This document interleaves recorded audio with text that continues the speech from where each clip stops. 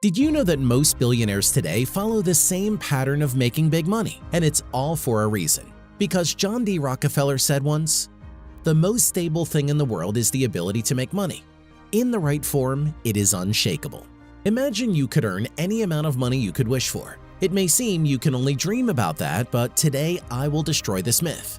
Because if you go back to John D. Rockefeller and how he made his $1 billion, you'll find some revolutionary money skills to help you get rich. Still don't believe it? Then watch the video until the end and see for yourself. Welcome to the main channel on finance. If you dream of getting rich, then subscribe right now. John Rockefeller is the world's first dollar billionaire. Rockefeller contributed $2,000 to the startup capital of his first business. Of these, $1,200 he borrowed from his father. And in 1937, when Rockefeller died, his fortune was estimated at $1.4 billion. In today's realities, this would be $318 billion. For comparison, the wealth of the wealthiest man in the world, Elon Musk, is estimated at only $219 billion. After studying the biography of John Rockefeller in more detail, I realized that the secret of his financial success lies in just a few monetary skills. And while you are giving this video a thumbs up, I will reveal to you the essence of these skills. Keeping track of your money. At 7, Rockefeller earned his first money on a neighbor's farm, where he helped collect potatoes and raise rabbits. Then he followed his mother's advice and made his first entry in the ledger, where he put down everything to the last cent. How much and for what money he received and how he spent it. These analogs of the modern cash flow statement, one of the tools that are used to keep track of the business's finances. He held until his death, and John lived for 97 years. Rockefeller biographers like to mention that he grew up in a low-income family. Information on how much his father earned was not found. What we know for sure is that the father of the future billionaire was a traveling salesman, and he traveled a lot around the country. And while the head of the family was absent, Rockefeller's mother had to save money. Hence, she developed the habit of counting every cent, which she instilled in her children. Since childhood, John saw how keeping track of money helps to multiply it. His parents wanted him to go to university, but Rockefeller chose a commercial college and accounting courses. And when, after studying, he got a job as an assistant accountant, his love for numbers was quickly noticed and appreciated by his superiors. None of Rockefeller's colleagues liked to tinker with completed periods and projects, and his eyes would always shine when he got such tasks. Rockefeller's starting salary was $17 per month. From the second month, it was already $25, and a year later, he became a manager with a salary of $800 a year. It is important to emphasize how strongly John was committed to financial literacy, and it was his monetary knowledge that became the foundation for his future wealth. Therefore, I advise you to turn your attention to personal financial education. Don't be afraid to borrow. Entrepreneurs regard borrowed money as an evil that is best avoided.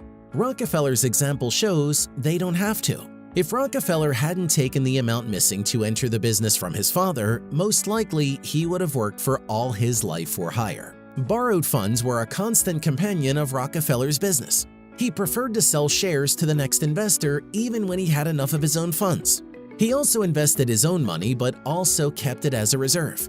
And even if there were no investors, he would take the financing of the next project entirely on himself. Rockefeller's first business was a small logistics company. In the first year, Rockefeller took on orders for $500,000. Money to support them soon became scarce. Already owing a lot of money to his father, who gave not just a loan, but at 10% per annum, Rockefeller borrowed the missing amounts wherever he could. It wasn't easy, but he managed to do it. It is believed that only financially illiterate people are not afraid of loans. The difference between them and Rockefeller is that he borrowed wisely. Fulfill obligations. Rockefeller was always careful when it came to fulfilling his obligations, including financial ones. No matter how difficult it was, and in the first years of doing business he had a lot of challenge, he would always find the right amount by the correct date. In his memoir, How I Made $500 Million, Rockefeller recalls how his father came to his office for another loan payment at the most inopportune time and insisted that he needed the money right now. Rockefeller himself finds it difficult to say whether it happened by chance or whether his father specifically chose the dates for educational reasons. Anyway, each creditor, including his own father, received from him how much and when it was supposed to.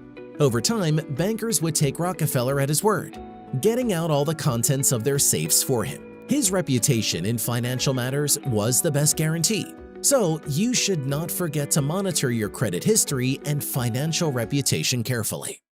Each decision has its price.